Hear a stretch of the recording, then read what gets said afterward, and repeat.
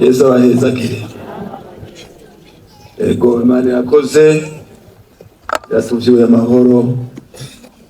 Tongewe uwundi munsi mushasha uwundi warimwo mu misi twari dufise. None rero twese hamwe turaba ijambo ry'Imana ryanditswe mu butumwa bwiza uko bwanditswe na Luka hariya igice ca 11 soma umurongo wa mbere.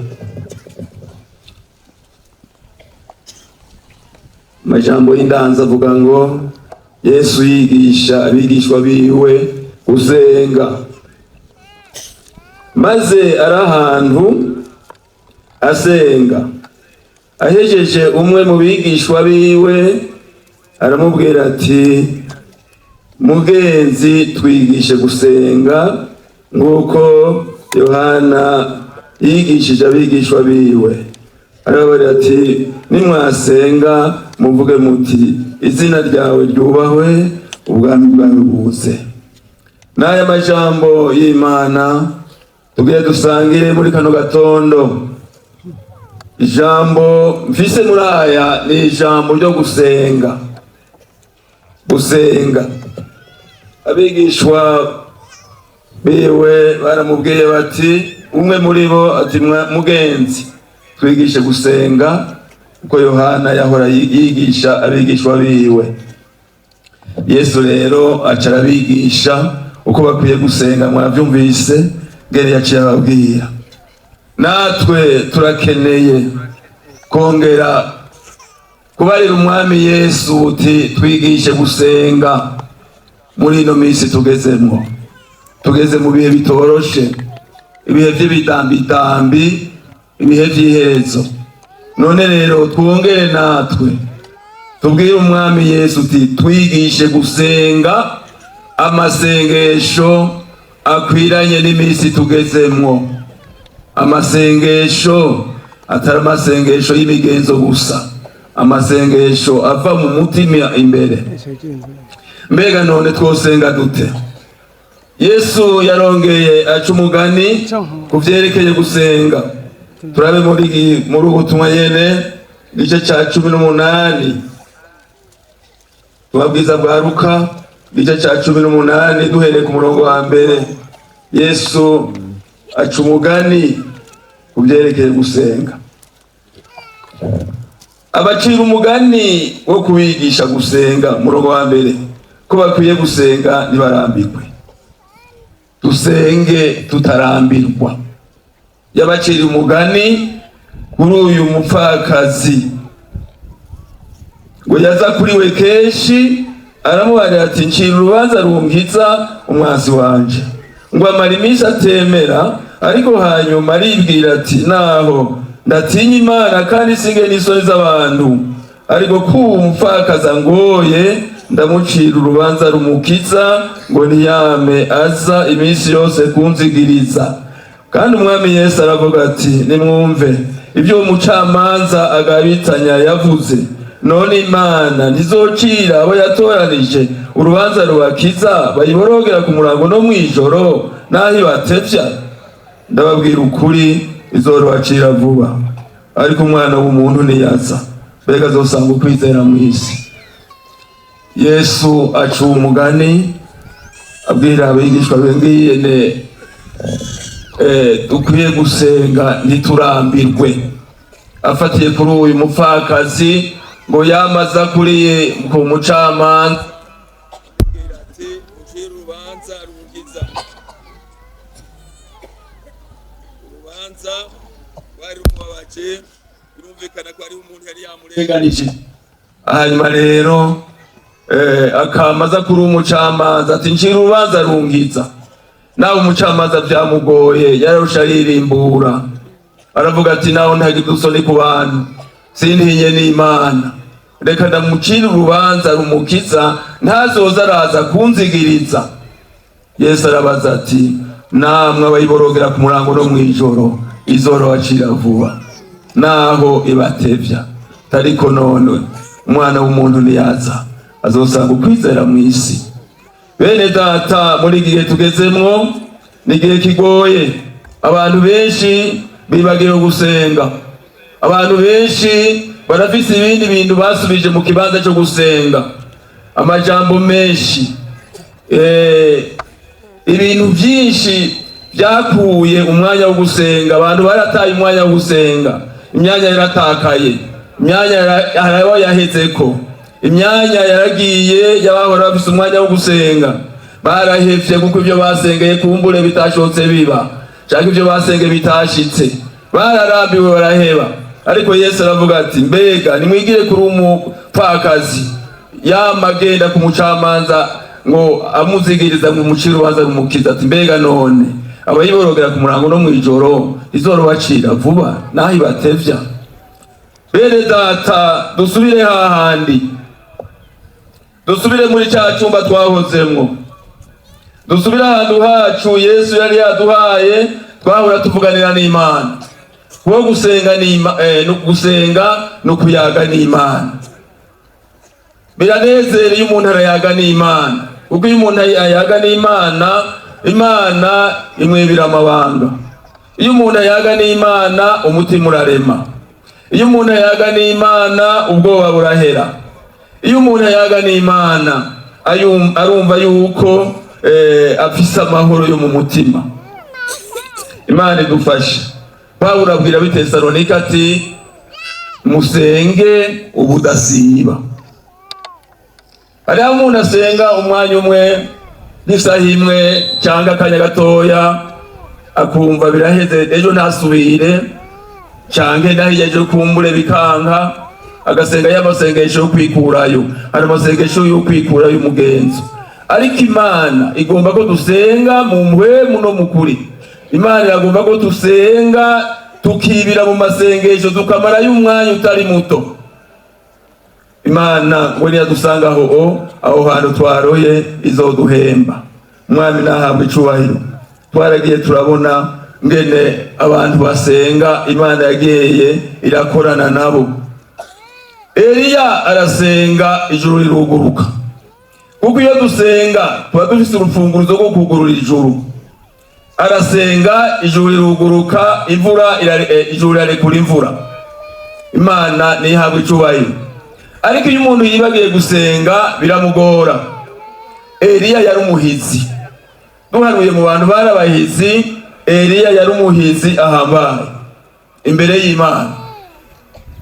Kuko tuvuze ngo igihe kimwe yarasenze, Imana irekura imvura, arongera arasenga, ijuru rirugara, imvura yatangiye gusenga, ijuru rirugagwa, arongera arasenga, Imana irekura imvura.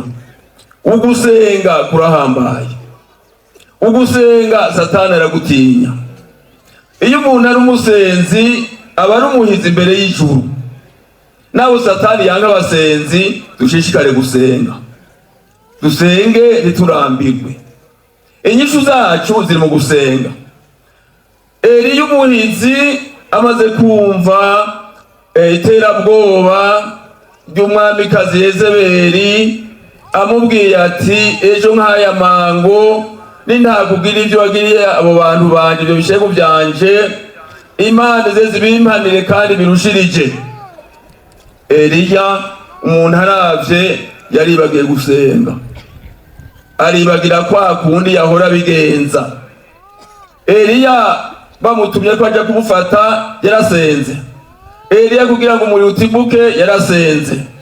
Ariko uyu munsi Yezebeli amaze kumubwira ati, nintagusubiza mu nkuko, Imana ze zibimpanire. Eliya aterwa n'ubwoba, yibagira gusenga.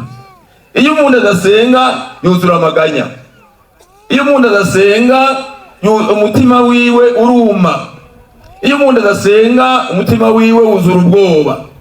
Ariko iyo umuntu asenga, iyo umuntu aja handi agasenga Imana, akiha Imana mu masengesho, agafata umwanya ukwiye wo gusenga, agafata umwanya munini akaja imbere y'Imana, akayereka ibimugoye, Imana iramufasha kandi Imana iramutabara.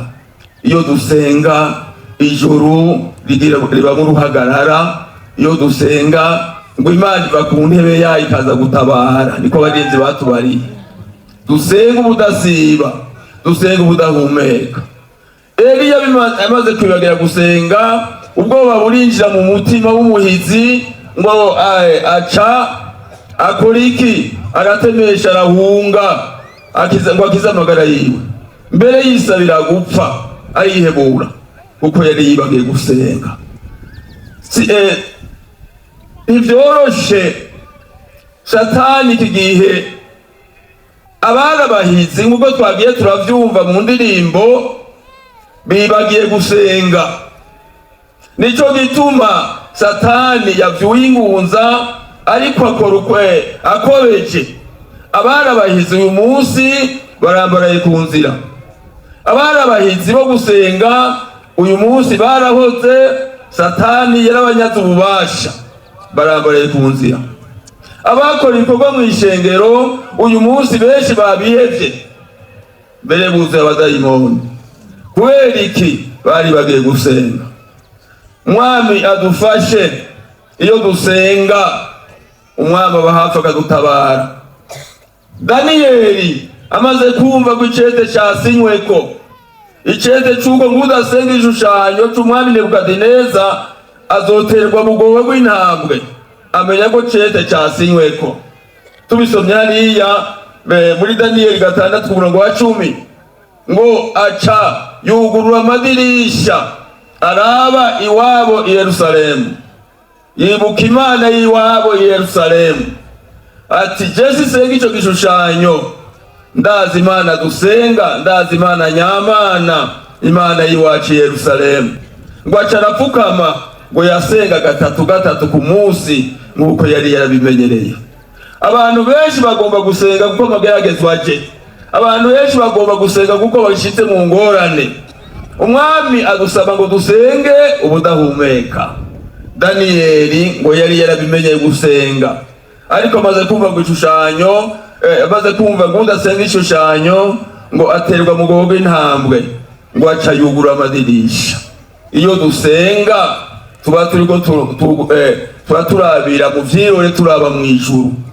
Amasengesho, umuntu yibe amasengesho aca abona kure. Daniyeli arasenga, amaze gusenga Imana nayo yugara iminwa y'intambwe. Bamutereyeyo, Daniyeli yasanze intambwe ngo zimeze nk'imatera aryamako, niko abavuga babivuga.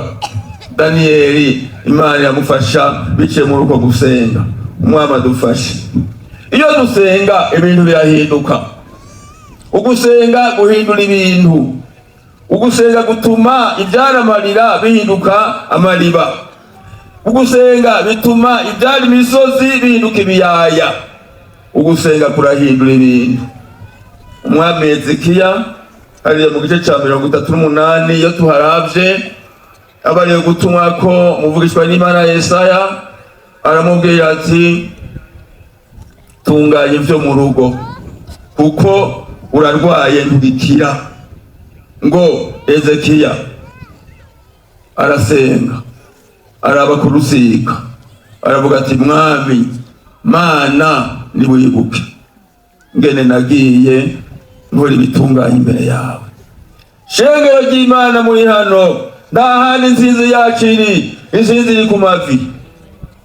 Shengero ry'Umwami, insinzi yacu ntiri mu majambo, ntiri mu majambo menshi canke mu biyago bindi bihambaye. Insinzi y'umuntu w'Imana iri ku mavi. Imana yibuka Hezekiya ngene yakoze ivyananiye abandi bami, ngo ica iramwibuka. Yongera ituma Yesaya isubira inyuma, umubwira uti ntugipfuye, imyaka yawe, imisi yawe yongeye ku myaka 15. Mbere n'igihugu kigiye kuba impore. Bivuye hehe? Mu gusenga. Muze dusenge ibiri imisozi bihinduke ibiyaya. Muze dusenge Imana ihindura ibintu. Hari ibintu ufise byananiranye, hari intambara ufise z'imisi yose, ntaye hanje nsinziri, iri mu gusenga.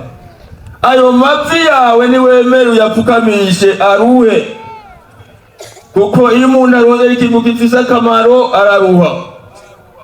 Abantu bakirogeye ntibagomba kuruha.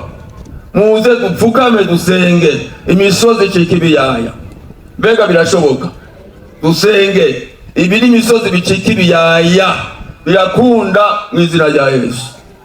Haleluya. Ndanezerwa ndose akanya gusenga, kuko iyo dusenga ubwoba burahera, iyo dusenga intambara zirabangurukanya. Aho muri we hari intambara zikwiye kubangurukana, abo baya intambara zikwiye kubangurukana, abo mugendana intambara zikwiye kubangurukana. Nta bundi gutaba, nta bundi buryo, ni ku mavi.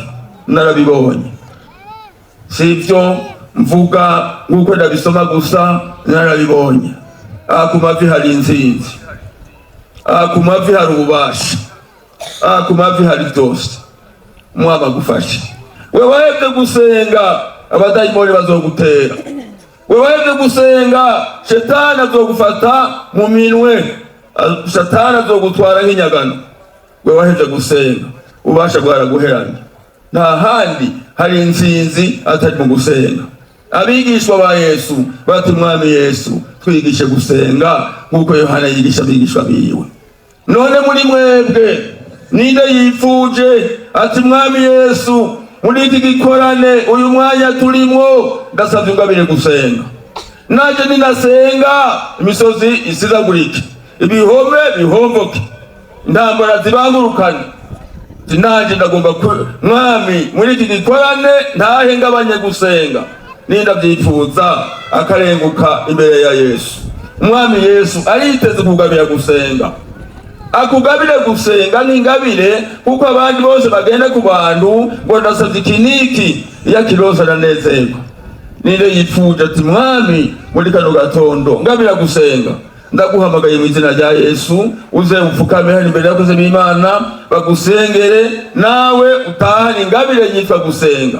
Haguruka mu izina rya Yesu, Umwami akugirire neza. Ariteze kugabira uwo ari we wese, kuhambaye n'uworoshe. Ntuharure ibyo ukora, ntuharure kugenda, ariko harure umwanya uti Mwami arampamagaye, ndagomba naje muri iki gitondo ngabirwa ikintu citwa gikomeye, intwari ikomeye, kigwanishwa gihambaye, citwa gusenga. Abandi basaba ibindi bishira nk'ifeza n'izahabu, ariko ndakubwira inama nziza muri iyi minsi yacu ya nyuma. Satani ariko yasuriranya, Satani yavyuye ingunza, Satani yagurutse n'abadayimoni biwe bose ngo agwajya bera bose, kuko igihe kiradusugereje kandi nawe arabona ko igihe kigira gihere. Saba Umwami Yesu muti nyigishe gusenga. Ndagomba gusenga mu mwanya wose, ndagomba gusenga igihe cyose. Banguka mu izina rya Yesu, Umwami aguteze ibiganza kandi yiteze kukugabira gusenga. Abahambaye n'aboroshe mwese mu maraso ya Yesu, Umwami abagirire neza utahana ingabire nziza.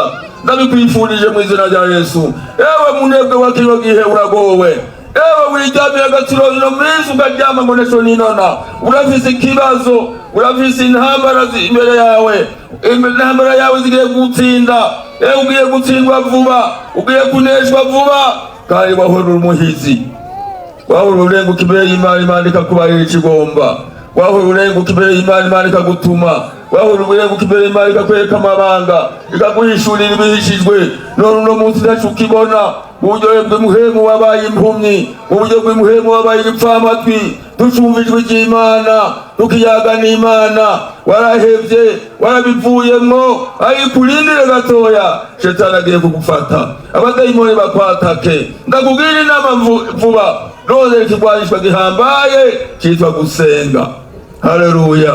Umwami agutabare, Umwami akugirire neza, Umwami agufashe.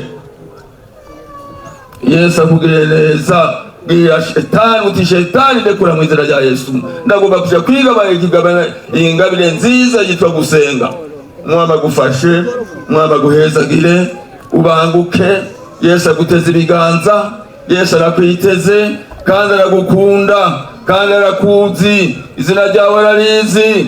Wahora umuhizi imbere yiwe, mwarakoranye igihe kirekire, mwaravuganye iminsi myinshi, yaragukoresha ibihambaye. None uno munsi umwasi yarakunyaze ibikorwa wahawe n'Umwami. Haguruka mu izina rya Yesu agutabare, akugirire neza.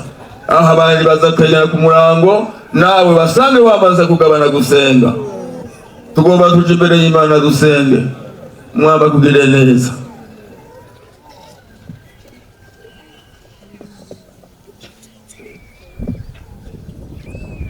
Reka dusabe murongozi wari ku Muyange asenga Imana.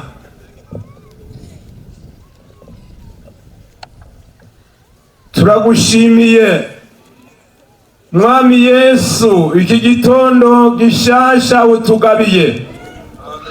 Turagushimiye n'ijambo umaze gucura. Uragomba yuko ishengero ryawe risenga ntirirambirwe.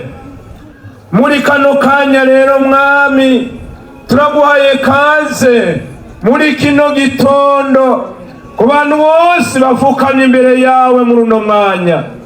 Ubwa mbere Mwami, turabasukishije kwa maraso ya Yesu. Amaraso ya Yesu akureho icyariro cyose cyabagiriza, kuko uri hano kandi amaraso yawe aracafise ububasha bwo guhanagura icyaha cyose cyatuwe muri kino gitondo. Ubeze nk'uko nawe uri uwera. Ugomba ko abantu bawe bera nk'uko nawe uri uwera. Amaraso yawe Yesu nabeze bose abemeye kwibira muri ayo maraso.